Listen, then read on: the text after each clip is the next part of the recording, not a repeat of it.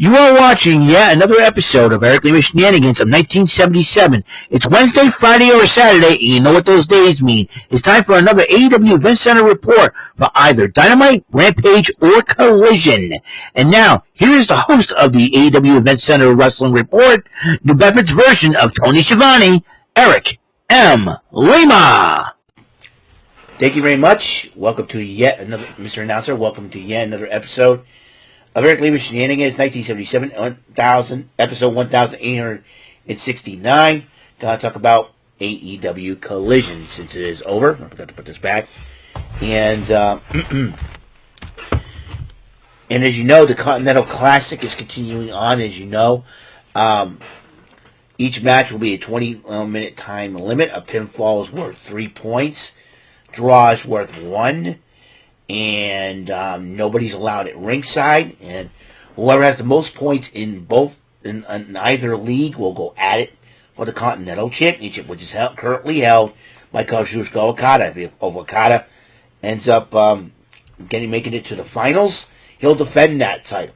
But if he doesn't, he'll lose the title, and we'll have guaranteed a new Continental Champion. And that's how it's going to be. And we have 2 more Blue League matches, 1 Gold League.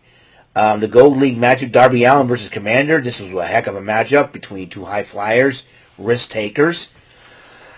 And in the end of that matchup, Darby Allin ends up winning the matchup. Renee Paquette interviewed Don Callis along with Konosuke Takeshita. Excuse me. Man. And Will Hobbs, Powerhouse Will Hobbs, confront Don Callis and Takeshita. Don Callis acts like they were old friends and they were happy. And Will Hobbs was really ticked off at Callis that he didn't contact him. Maybe you forgot what an email is or what a phone call is and all that. And he says, and you know what? I'm going to make you pay. I am going after the international title. He says, we'd love to face you, but we got traveling commitments and all. But Powerhouse Hobbs got ground. You better give me a shot. So the International Women's Cup semifinal qualifier, as you know, 1 representative from each organization will battle it out for the International Women's Cup in Wrestle Dynasty in Japan. Will Nightingale went up against the Professor Serena Deeb. And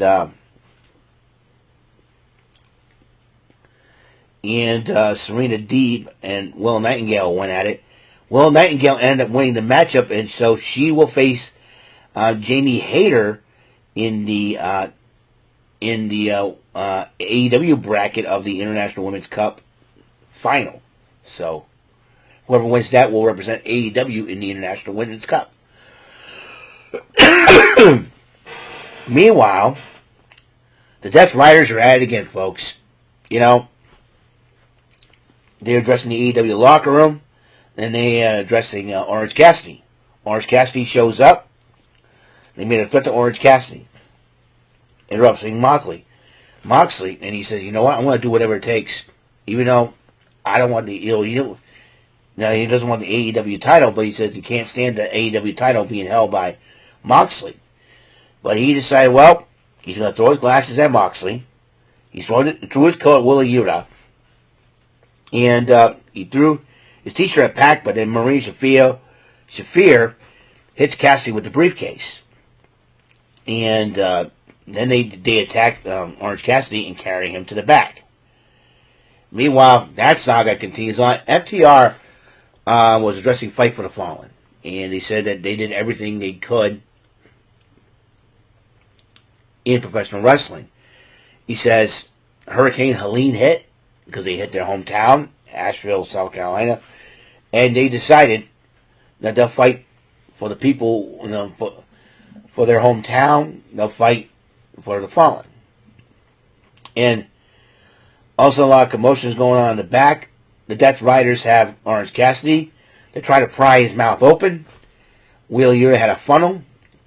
And here comes, I want to tell you about this whole, spilling the chemical in someone's mouth. And that whole thing, even if it wasn't supposed to be real, I don't know if that stuff was supposed to be real or not. But it gets too dangerous.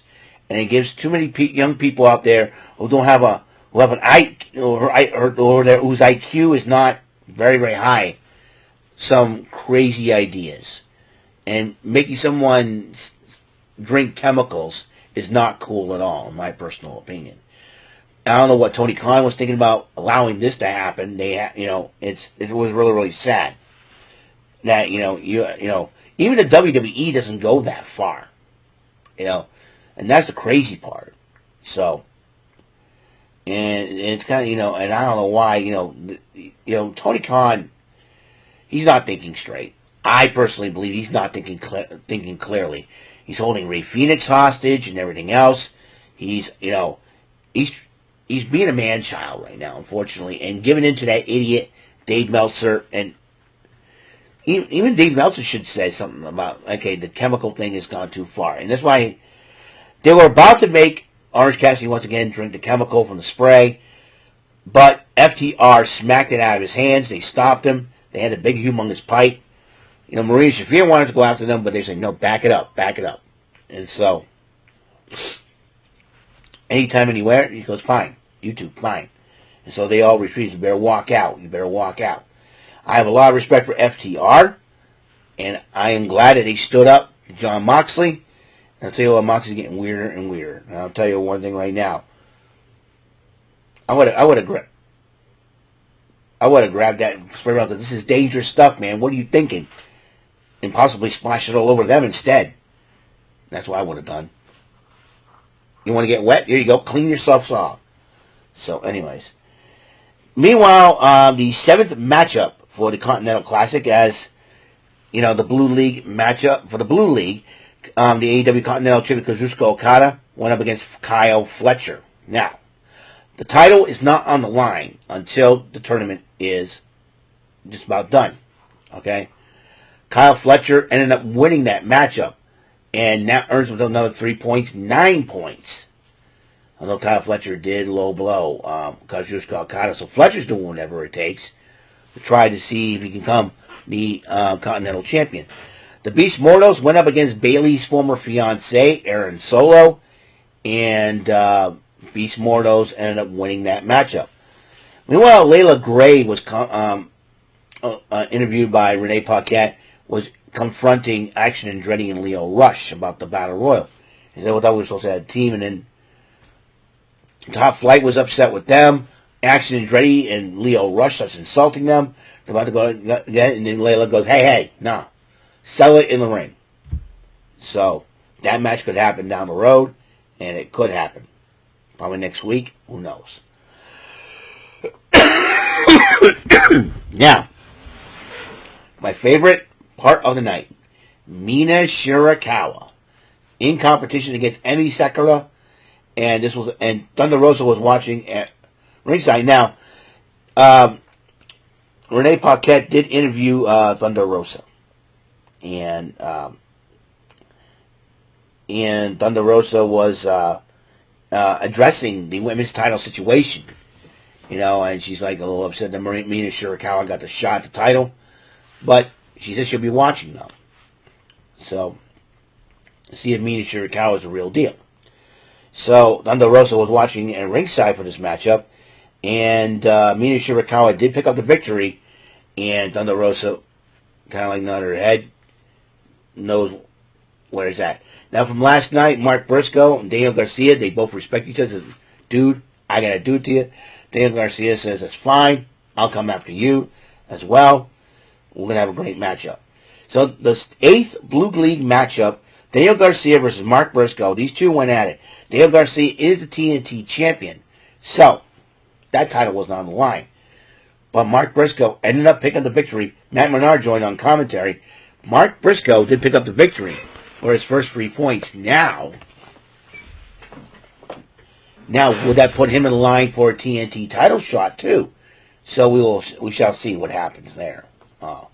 What a night! What an event! What a day! Hope you guys had a good one. So, that is all the time we have on this show. Episode 1869. It's already Sunday. I'm up till midnight because my mind's, I couldn't get any sleep. And plus, when I got laundry I still need to do. But just to let you all know, tomorrow's no patch game for the David 3000 Network. So I'm kind of stayed back with that. We shall see what happens, okay? What's going to happen this week? It's going to be, like I said, life's been crazy. My good friend Tom Willis asked me how come I didn't put my tree up yet. A lot of things are going through my mind right now because of that. And life sometimes takes over, and I've always wanted to get the tree up. So I shall see what we shall see what happens there. So thank you for tuning in to another episode of the show.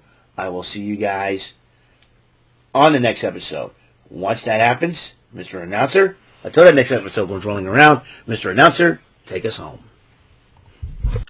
That is all for today's episode. This is your announcer speaking for Eric Lima Shenanigans of 1977.